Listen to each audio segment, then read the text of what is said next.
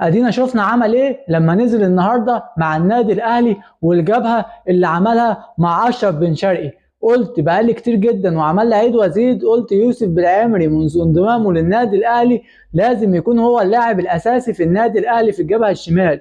يوسف بالعمري لاعب كبير جدا ولاعب دولي كبير جدا، هفضل اقولها في كل مباراه، واللي هيشوف فيديوهات السابقه هيتاكد ويعرف ان قلت يوسف بالعمري لاعب كبير جدا. من كتير جدا عمال اقول، من كتير بقول يوسف بالعمري لاعب كبير. يوسف بالعمري من اول يوم دخل فيه النادي الاهلي مع اول مباراه ليه مع النادي الاهلي كان لازم يبقى هو اللاعب الاساسي في الجبهه الشمال للنادي الاهلي. تحيه كبيره جدا جدا جدا بجد ليوسف بالعمري. النهارده يوسف بالعمري نزل عمل جبهه حكايه وجبهه خطيره جدا مع اشرف بن شرقي. يوسف بالعمري لاعب كبير ولاعب دولي كبير يستحق كل الدعم وكل التقدير في النادي الاهلي، ويبقى هو اللاعب الاساسي في الجهه اليسرى للنادي الاهلي. يلا يا اهلي الدوري يا اهلي. تحيه كبيره تاني كبيره جدا جدا جدا جدا ليك يا يوسف يا بالعمري بجد.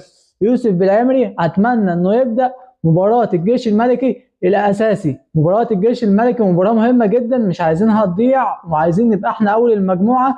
عايزين نعمل في مباراه الجيش الملكي رساله كبيره لكل الانديه اننا راجعين ناخد